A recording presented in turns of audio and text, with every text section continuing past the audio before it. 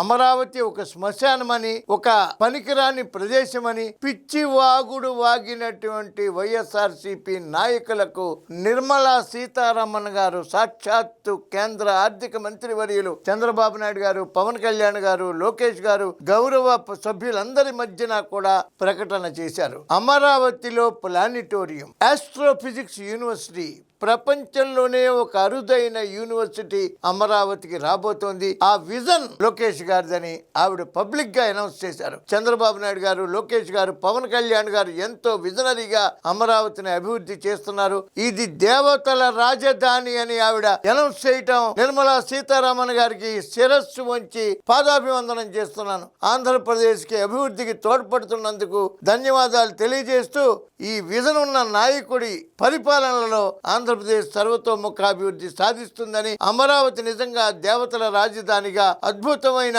ఒక ప్రపంచ స్థాయి రాజధాని అవుతుందని ప్రజలందరూ తెలుసుకోవాలని, కార్యకర్తలు, నాయకులు అందరూ కూడా సామాన్య ప్రజలకు తెలియజెప్పాలని కోరుకుంటూ జై తెలుగుదేశం.